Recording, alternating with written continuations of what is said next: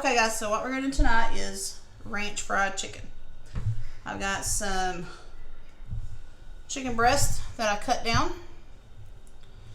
I've got 3 cups of self-rising flour, 2 teaspoons of smoked paprika, 2 tablespoons of the Hidden Valley ranch seasoning, a tablespoon of salt, about 1.5 teaspoons of black pepper. So I'm going to get these covered in the flour, shake the excess off, and I'm going to lay them down on my pan to set. I'm going to leave them setting for about 15 minutes before I cook them. What I'll probably do is let that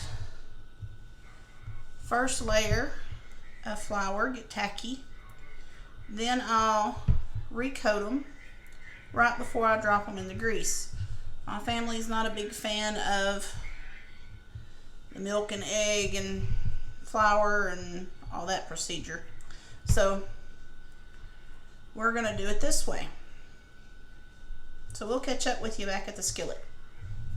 Okay, so our chicken's ready for its second coat of flour. Start to lay them in there and start frying them up. Let them go for about 5 minutes on each side, then flip them over.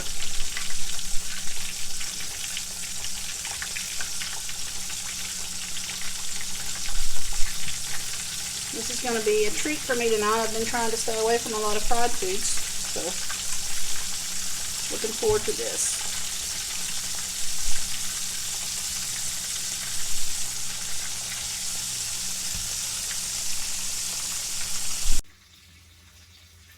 Okay, so there's the finished product, ranch fried chicken. I hope you enjoyed this video. Make sure you like, comment, share, and subscribe. Catch you later.